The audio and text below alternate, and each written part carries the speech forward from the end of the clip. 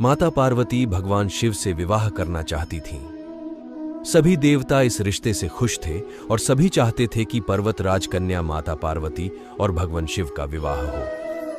माता पार्वती की ओर से कुछ लोग भगवान शिव के पास पार्वती जी का रिश्ता लेके गए। शिव, जो कि एक तपस्वी साधु हैं, वे किसी रिश्ते नाते में नहीं बांधना चाहते थे। रिश्ते की खबर सुनकर वे क्रोधित हो उठे और उन्होंने अपनी तीसरी आंख खोली। उसके प्रकोप से रिश्ता लेके आए लोग भस्म हो गए।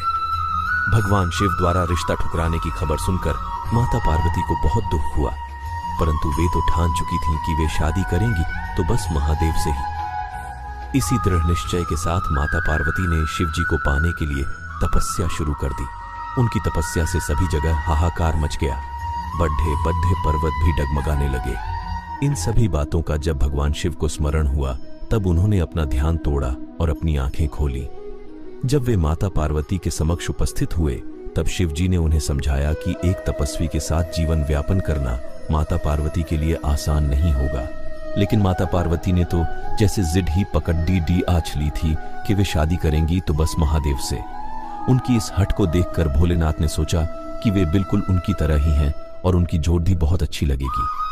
भोलेनाथ मां पार्वती से शादी करने के लिए मान गए और यह सुनकर न केवल मां पार्वती अपितु समस्त देवगण भी बेहद प्रसन्न था। मां पार्वती के घर में इस शादी को लेकर जोरों शोरों से शादी की तैयारी शुरू हो गई थी। अब समस्या यह थी कि भगवान शिव एक तपस्वी थे और उनके परिवार में कोई नहीं था। उन्हें शादी की रस्मों का कोई अंदाजा नहीं था। मान्यता यह थी कि वधू का हाथ मांगने शादी के दिन वर को अपने परिवार के साथ ही आना पड़ता है, लेकिन भगवान शिव के परिवार में तो कोई नहीं था।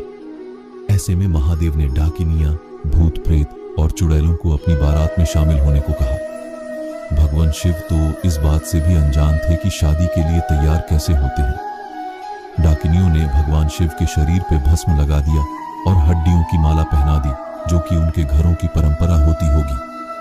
अब भगवान शिव की बारात, जिसमें भूत प्रेत थे, नाचते गाते मां पार्वती के द्वार पहुंची। सभी लोग, जिसमें मां पार्वती के घर वाले और देवतागण थे, हैरान रह गए। भूतों को देखकर घर की महिलाएं डरकर वहां से भाग गई। महादेव को इस रूप में देखकर उनकी सास यानी मां पार्वती की मां ने उन्हें अपनी बेटी का हाथ देने से इनकार कर दिया। माता पार्वती और शिव जी के विवाह की परिस्थितियों को बिगड़ता देख पार्वती जी ने महादेव से अनुरोध किया कि वे उनके रीति रिवाजों के मुताबिक शादी करें। भोलेनाथ ने मां पार्वती की इस प्रार्थना का मान रखा। पार्वती जी ने सभी देवताओं को उन्हें तैयार करने का निवेदन किया। इसके बाद भोलेनाथ को दैवीय जल से स्नान कराया गया और उन्हें खूबसूरती से फूलों की मालाओं से तैयार किया।